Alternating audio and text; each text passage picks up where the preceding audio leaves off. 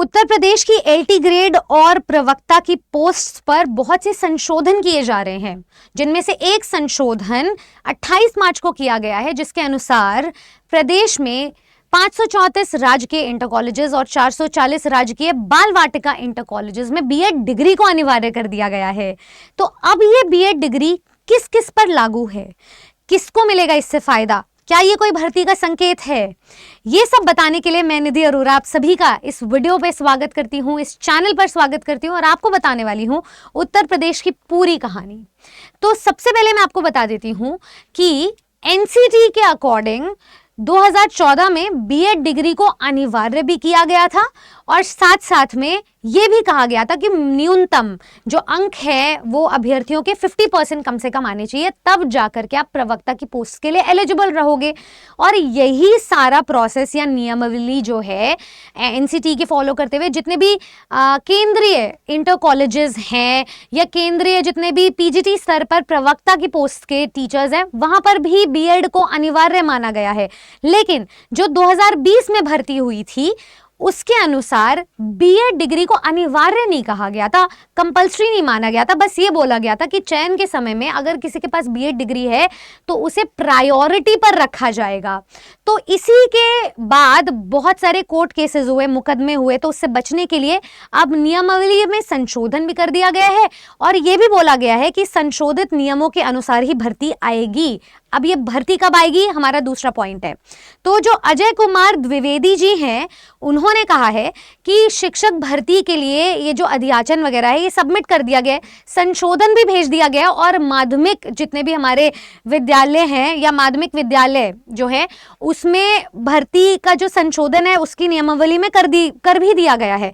और इसके अकॉर्डिंग जितने भी माध्यमिक शिक्षा विभाग हैं उनके अनुसार ये जो 1658 पद हैं इन पर अध्याचन जारी भी कर दिया गया है, जिसमें से आपके 836 जो पद हैं वो महिलाओं के हैं और 822 पद पुरुष के हैं। तो ये जारी भी कर दिया गया और उम्मीद है कि अगले महीने यानी कि मई के महीने में आपको भर्ती आती हुई नजर आएगी। वहीं जिस प्रकार यूपी टीजीटी पीजीटी का एग्जाम हमें मई जून में होता हुआ नजर आ रहा है, दूसरी तरफ राजकीय इंटर कॉलेजेस भी, उत्तर प्रदेश लोक सेवा आयोग भी जाग चुका है शिक्षा सेवा चयन आयोग के साथ और ये अपनी भर्ती निकाल रहा है, जिसमें आपको ये बात पहले से पता होगी, चैनल पर हम डिस्कस कर चुके हैं कि एलटी ग्रेड की तो काफी सारे पदों पर 8 से 9,000 पदों पर भर्तियां आनी है। तो ये वाला जो आपको एग्जाम है इस पर जो भर्तियां हैं एलटी ग्रेड और प्रवक्ता दोनों की ही बहुत जल्दी देखने को मिलेगी। तो एक तो ये बात हो गई। दूसरी बात ये है कि कुछ विषयों में बीएड डिग्री को संशोधित भी किया गया है। फॉर एग्जाम्पल अगर मैं बात करूं कि गृह विज्ञान महिला शाखा, सिलाई महिला शाखा, कला पुरुष शाखा, वाणिज्य सैन्य विज्ञान पुरुष शाखा, तो इसमें बीएड डिग्री अनिवार्य नहीं है।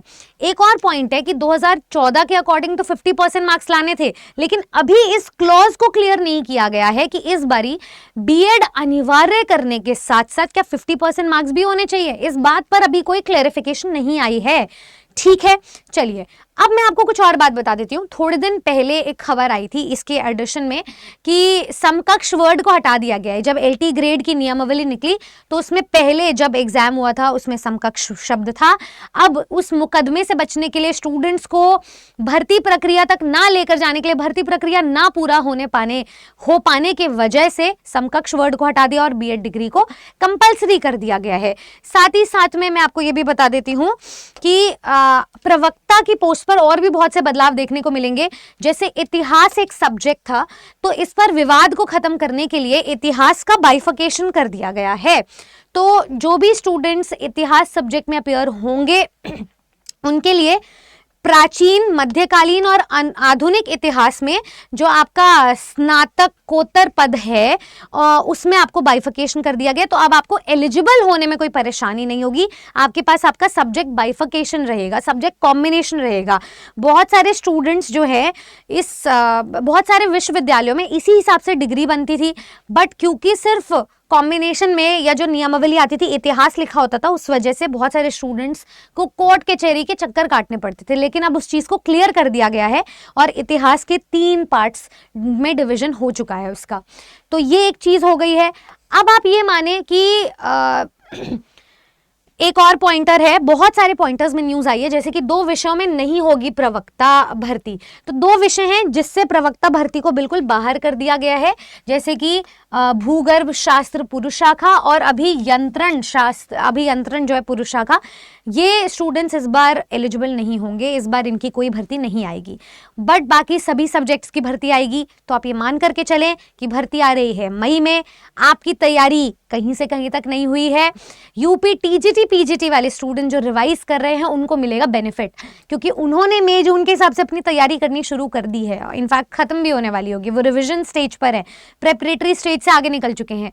आपको उनके साथ या उनका रेफरेंस पॉइंट पकड़ के अगर कदम से कदम मिलाकर चलना है और मई में भर्ती का इंतजार नहीं करते रहना है, तो आप आज से, इनफैक्ट अभी से फौरन अपनी तैयारी शुरू करिए।